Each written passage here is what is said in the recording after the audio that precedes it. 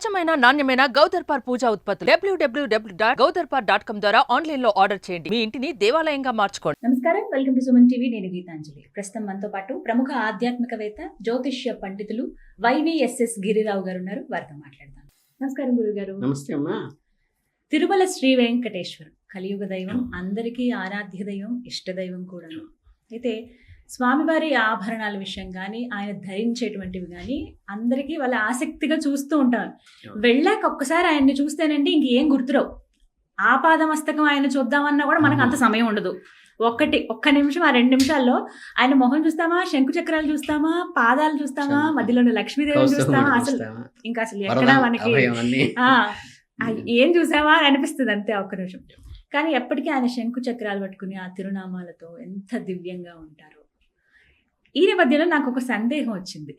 స్వామివారి కొన్ని సంవత్సరాల పాటుగా, కొన్ని సంవత్సరాలు అనాలా, కొంతకాలం పాటుగా అసలు శంకు చక్రాలు అనేవే లేవట. అలా ఎలా స్వామివారు ఉంటారు? రామానుజాచార్యుల వారు వచ్చిన తర్వాత శంకు చక్రాలు మళ్ళీ ధరింపజేశారు, అప్పటి నుంచి మనం ఇలా వీక్షిస్తున్నాం అని అంటారు. దీని వెనకాల పురాణ గాథ ఏమన్నా ఉందా? అసలు ఏం చెప్తారు? పౌరాణికంగా దాంట్లో ప్రధానంగా ఉన్నది ఏంటంటే, ఈ వెంకటేశ్వర స్వామి మీద అసలు చాలా వచ్చినాయి. ఫస్ట్ ఆయన శివుడ, శక్తి, సుబ్రహ్మణ్య స్వామి, స్వామి పుష్కరిణి అంటారు కదా, సుబ్రహ్మణ్య స్వామి, లేదా ఇదే, ఇవన్నీ రకరకాలు వచ్చినాయి. ఆ వచ్చిన వాటిలో ఏంటంటే మనకి రామానుజాచార్యుడు వారు వచ్చి ఆ స్వామివారికి లోపల శంకు చక్రాలు పెట్టి, ఇంకా ఫైనల్గా నాకు లావక్యంతో లేదు ధైర్యం విలోపమైనట్టుగా స్వామివారివి ధరిస్తే నేను ఆ విష్ణుంశగా నేను ప్రకటించగలను, నీదే స్వామి దయా అని చెప్పేసి ఫైనల్గా ఆ స్వామివారి గర్భాలయంలో శంకు చక్రాలు పెట్టి వెయిట్ చేయటం. తెల్లారేసరికి ఆయన చక్కగా చిరునవ్వుతో శంకు చక్రాలతో ఉండటం. ఒకసారి ఆ రోజు నుంచి ఏంటంటే ఈ చర్చికి తెరపడింది అనమాట.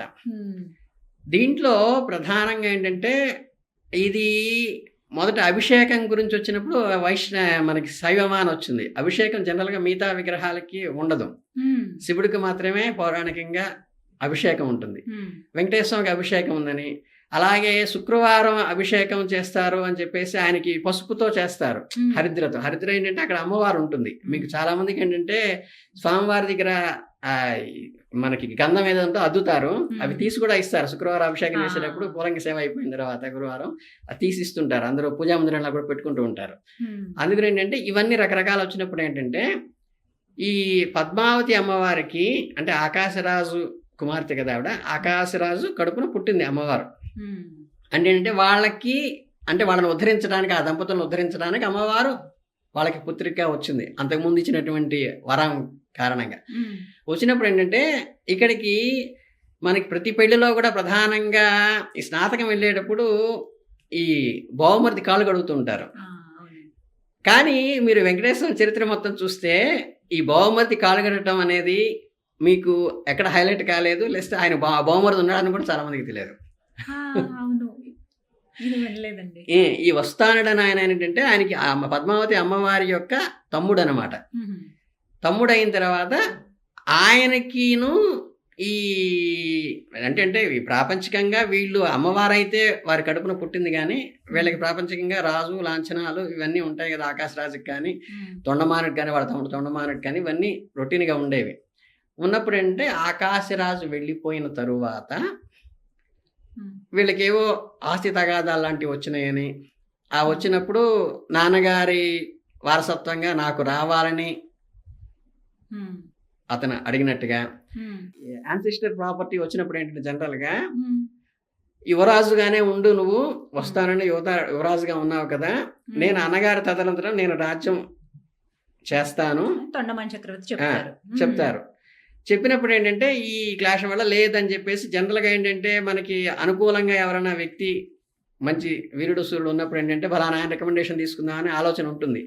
ఆయన కూడా యాజ్ ఏ హ్యూమన్ టెండెన్సీలో వాళ్ళ అక్కయ్య దగ్గరికి వెళ్ళి మనకి కనుక ఈయన కనుక చెప్పుకుంటారే, పలుకే బంగారమైన సీతమ్మతో చెప్పమ్మ అని అలా చెప్పుకుంటారు అమ్మవారికి. అలా ఆయన ఏం చేస్తాడంటే వస్తానని వాళ్ళ అక్కయ్య దగ్గరికి వెళ్ళి అక్కయ్య చిన్న కోరిక అనగానే ఏంటంటే ప్రాపంచికంగా వాళ్ళిద్దరూ కూడా మనకి పైనుంచి వచ్చినటువంటి దైవ సంబంధమైనప్పటికి కూడా ఇక్కడ తనకి తమ్ముడుగా ఉన్నాడు, తన తమ్ముడుగా పుట్టినటువంటి వ్యక్తి సోదరుడు కాబట్టి, ఒక గర్భంలో పుట్టినవాళ్ళు కాబట్టి, ఈవిడికి ఏంటంటే సరే తమ్ముడు కోరిక కోరాడు అంటే భగవత్ సంకల్పం, ఇది కూడా స్వామివారి సంకల్పం ఏదో ఉంటుంది, అందుకనే వీడొచ్చి నన్ను అడిగాడని చెప్పేసి, ఏంటి ఆయన నీ కోరిక అంటే, నాకు ఇట్లా రాజ్యం, నాన్నగారి రాజ్యం నేను పరిపాలించాలని, యువరాజుగా కాకుండా మహారాజుగా అవ్వాలని ఉంది నాకు. మరి బాబాయ్ వాళ్ళేమో ఇట్లా కాదరా, నీకు ఇంకా టైం ఉంది, మేము ఉండని సంరక్షణలో కొన్నాళ్ళు నువ్వు పెద్దవాడు అవుదామని చెప్పి అన్నారని చెప్పేసి అంటున్నారు. నాకు మహారాజు కావాలని ఉందక్క అని కోరుతాడు, భక్తుడు కోరినట్టుగానే. అడిగేసరికి ఇంక మామూలుగా ఈవిడ కూడా వెళ్ళి మన ఏకాంత సేవలో స్వామివారి సన్నిధిలోకి వెళ్ళినప్పుడు, ఏమండి చిన్న కోరిక, మరి దేవేరు కోరితే స్వామివారు అసలు ఎలుగెత్తి పిలిస్తే స్వామివారు పరిగెత్తుకు వస్తా అంటాడు భక్తుల దగ్గరికి. మరి దేవేరే ఏకాంతంలో అడిగినప్పుడు బాగోదు కదా, ఏమిటి నీ కోరిక వెంటనే తీరుస్తానని పాపం మనకి రామాంజనేయ యుద్ధంలో ఎట్లా జరిగిందో, ఏమిటి అడగకుండానే ఆయన ప్రామిస్ చేసేస్తాడు. చేసేసరికి ఏమీ లేదండి, మీ బావమరిది ఇట్లా నాన్నగారు వెళ్ళిపోయారు కదా, యువరాజుగా కాకుండా రాజ్యం తను పరిపాలించుకోవాలనుకుంటున్నాడు. కానీ బాబాయ్ వాళ్ళు ఏంటంటే, తొండమానుడు వీళ్ళందరూ ఏంటంటే, ఇట్లా కాదు నాన్న, యువరాజుగా కొన్నాళ్ళు ఉండు ఇంకా నువ్వు అని చెప్తున్నారు. వాడికేమో ఇలా చిరు కోరిక ఉండిపోయింది, దానికి బావగారి సాయం కావాలని మిమ్మల్ని అడిగాడు. ఐహికంలో తప్పదు మరి, పారమార్థికంలో భక్తులకి ఎంత సేవ చేయాలో ఐహికంలో ఉన్నప్పుడు ఏంటంటే, వాళ్ళ తల్లిదండ్రులని వసుదేవుడు ఎలా అయితే వాళ్ళందరి చేశాడో వాళ్ళ చేసాల విడిపించడం, ఎందుకంటే ఆయన పుత్రుడిగా పుట్టినప్పుడు అవి కొన్ని చెయ్యాలి లౌకికంగా. సో ఏంటంటే చేద్దామని చెప్పేసి, నేను ఆల్రెడీ మాట ఇచ్చాను కాబట్టి నేను చేస్తానని చెప్పేసి వీళ్ళకి వస్తుంది. వచ్చినప్పుడు ఈయనేమో భక్త సులభుడు, తొండమానుడే విపరీతమైన భక్తుడు. మీకు కరెక్ట్గా మీకు అది కౌరవులు పాండవులు యుద్ధం చేసుకున్నప్పుడు కనుక ఆయన చక్కగా హంసచులిక పలపై మీద పడుకుంటే, అర్జునుడు ఓ పక్క వచ్చేసి దుర్యోధనుడు ఓ పక్క వచ్చేస్తే ఎలా అడిగారో, ఆయన ఏం చేశాడు, అర్జునుడు చడగంగానే నేను ఒక్కడిని ఒక పక్కన ఉంటాను, నా సైన్యం అంతా ఒక పక్కన ఉంటుంది, ఏం కావాలి కోరుకో అని ఎలా చెప్పినప్పుడు ఏంటంటే, దుర్యోధనుడు ఏంటంటే జనరల్గా ఏంటి, ఆ సైన్యం బాగా ఉంటుంది కదా, అది ఉపయోగపడుతుంది కదా అని చెప్పి అక్కడికి వెళ్ళిపోతారు. కానీ భక్తుడైన అర్జునుడు ఏం చేశాడు, నాకు మీరే కావాలి, మీరు ఉంటే చాలు మాకు వస్తుందని. అలాగేంటంటే ఇక్కడ ఈ తొండమానుడు ఏం చేశారంటే, స్వామి నువ్వు ఆల్రెడీ నాతో యుద్ధం చేస్తానన్నావు, కానీ ఏంటంటే నువ్వు భక్త సులభుడివి, నీ మీద నువ్వు ఎదురుగా నిలబడితే నేను చేసేటువంటి శక్తి సామర్థ్యాలు లేవు, కనీసం నీకేంటంటే దేవతా అస్త్రాలు ఏవైతే ఉన్నాయో శంకు చక్రాలు, అవి నాకు నువ్వు కనుక ప్రసాదించగలిగితే నేను నీది ఏదో యుద్ధం చేయడానికి సాహసించిన వాడిని అవుతాను అని చెప్పి అడుగుతాడు. ఈయన భక్త స్వరూపుడు కదా, సరే నాయన తీసుకో, యుద్ధానికి నువ్వు వీటితో చేసుకో అని చెప్పి శంఖ చక్రాలను ఆదేశిస్తారు. ఆయనతో వెళ్ళండి, ఆయన చెప్పినట్టు నడుచుకోండి అని. వెళ్ళిన తర్వాత వీళ్ళిద్దరికీ బ్రహ్మాండంగా యుద్ధం జరుగుతూ ఉంటుంది. జరిగినప్పుడు ఏంటంటే జనరల్గా మరి స్వామివారి వీరత్వం ముందు ఏవైనా నిలబడలేవు. ఈ తొండమానుడికి ఏంటంటే ఆసక్తితో ఏంటంటే ఇంకా లాభం లేదని చెప్పేసి, తను ఎట్లయినా జయించాలి, స్వామివారి మీద గెలవాలి అనేటువంటి కొద్దిగా ఆ ఈగో వచ్చేసి ఏంటంటే, ఏదైనా సరే స్వామివారి యొక్క శంకు చక్రాలు ఏదైతే తనకు అండగా ఉండాలని తెచ్చుకున్నారో వాటిని చక్రాన్ని స్వామివారి మీద ఉన్న స్వామివారి ఇచ్చిన చక్రాన్ని స్వామివారి మీదే ప్రయోగిస్తారు. ప్రయోగించేసరికి అది తన ధర్మాన్ని ఆయన ఆదేశించి పంపించారు కదా, ఏమని నువ్వు ఆయన చెప్పినట్టు నువ్వు నడుచుకో అని చెప్పి ఆదేశించి పంపించారు కదా, ఓబే చేయాలి. సో అది దాని ధర్మం ప్రకారం వచ్చేస్తుంది. కానీ ఏంటంటే ఆయన స్వామివారిని ఏమి చేయలేక ఏంటంటే తగిలి చిన్న గాయం చేసి వెళ్ళిపోతుంది, బ్లడ్ వస్తుంది. దాంతో ఏంటంటే ఇక్కడ ధర్మపక్షాన్ని వెళ్ళినప్పుడు ఏంటంటే ఆయన వచ్చిందే ధర్మాన్ని రక్షించడానికి, భక్తుల్ని రక్షించడానికి.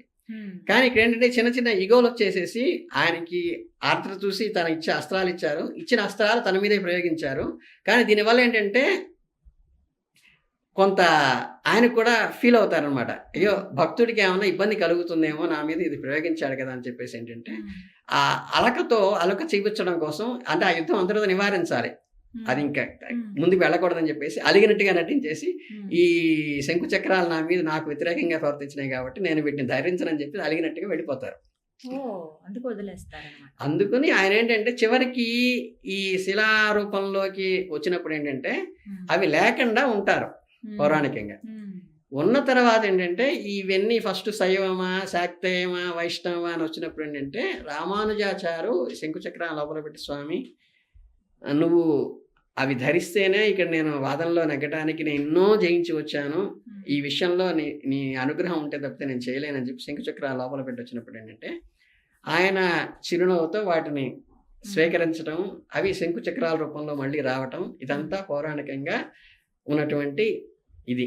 దీంట్లో శంకు చక్రాల యొక్క ప్రాశస్త్యం ఏంటంటే ఆ తొండమానుడు చక్రవర్తికి వచ్చిన తర్వాత ఆయన మహాభక్తుడు మొత్తాన్ని టెంపుల్ అంతా కూడా ఆయన డెవలప్ చేయడం కానీ ఇవన్నీ కూడా వస్తుంది. కానీ ఏంటంటే ఈ రామాంజనేయ యుద్ధం లాగే అది అనుకోని సందర్భాల్లో అలా వచ్చే సందర్భంలో భక్తుడిని అనుగ్రహించడం భగవంతుడు ఏంటంటే తన మీదకి వచ్చేప్పుడు ఆఖరికి మీకు రామాయణంలో కూడా మన అయోధ్య వచ్చినప్పుడు కూడా మీరు రావణాసురుడు దగ్గరికి ఈయన పంపిస్తాడు. ఏమని? ఆయన అపోనెంట్ అయినప్పటికీ కూడా జాతకం చూసి నాకు విజయం సాధించేటి నువ్వు ముహూర్తం పెట్టమని రావణాసురుడి దగ్గర పంపిస్తాడు. ఆయన బ్రాహ్మణ ధర్మం కోసం ముహూర్తం పెట్టి ఆయన పంపిస్తాడు.